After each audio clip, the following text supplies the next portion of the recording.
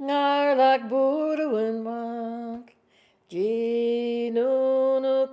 an ancient language.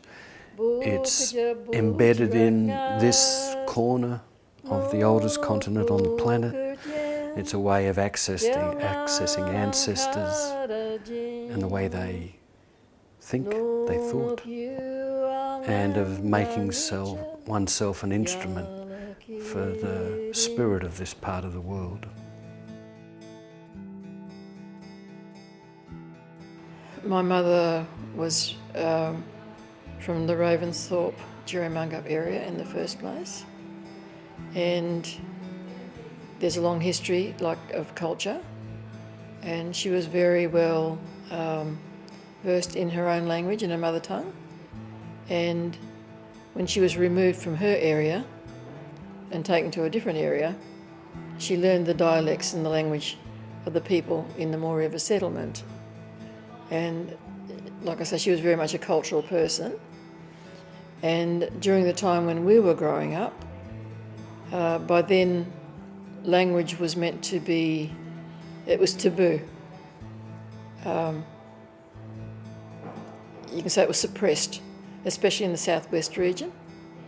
There's also the stolen generations where people were completely removed from their families and lost all and brainwashed to think in a different way, and all were told that their families didn't want them anymore, so they were impacted psychologically about their lifestyle. So it meant that language was lost, and the practices and so on were also lost in that process as well. Certainly language as the people has been damaged by colonisation. However, in recent years and at an increasing rate, I think, it's regaining strength.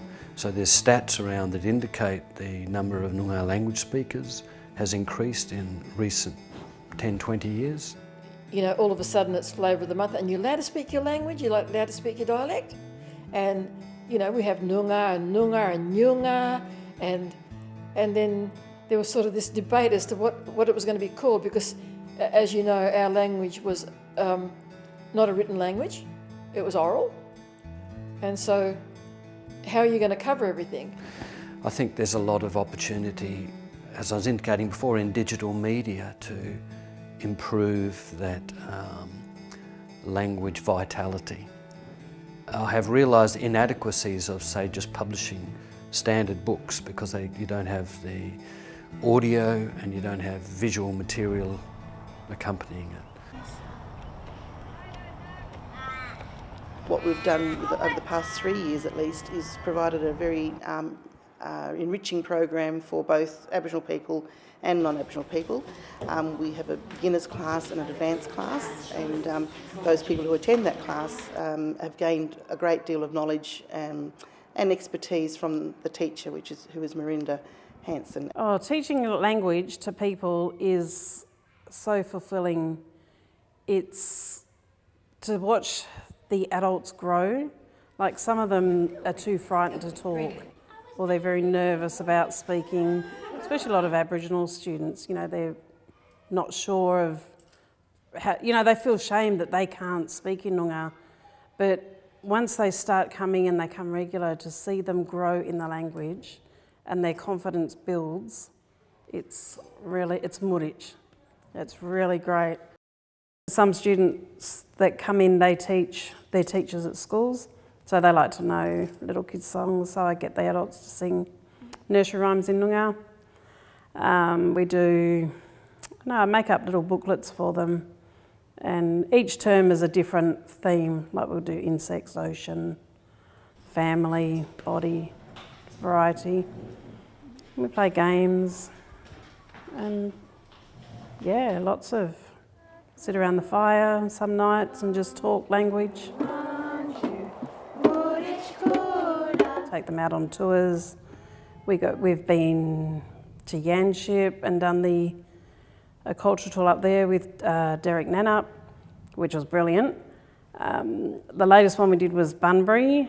Went to Bunbury, and with Troy Bennell, fantastic. We're going to put language on the wall so people can learn about it. Kaya is what we say hello. I know the northern lot, Perth, they say wanju. It teaches people who don't get out and know the area. Like, you learn so much more by going out there and experience. Like, I learned a lot about Bunbury that I didn't even know. Kaya Nunyan Coil Dale, Nun Wardandi Bibbulmun Yok, and that means that my name is Dale and I'm a Wardandi Bibbulmun woman. I've been learning Noongar language from old people, from the elders, for about 15, 20 years, but I didn't feel I had a complete grasp of the language, and it was hard to do conversational Noongar language, and coming to LAA meant that I could speak Noongar language to all the other students every week, and of course to our teacher Mirinda. Kaya Nyanang Kwel Kathy. Hi, my name is Kathy. I'm a Wodjula woman learning language at Langford Aboriginal Association. I love learning at LAA. I've met so many wonderful people from all over the world, and learning not just the language itself, but a lot about the culture from all different areas of the Noongar lands. Well, it's part of my life, my tradition, to be able to speak my language. All our stories are from the land. The land requires us to know our language, to be truly connected to our land. Your language and your culture, it makes you, it's all a part of you. And it was like a rebirth of something that, you know, just sort of come bursting out, and you know, I wanted to sort of shout and say, hey, you know, I'm whole now, I'm whole, you know, yeah.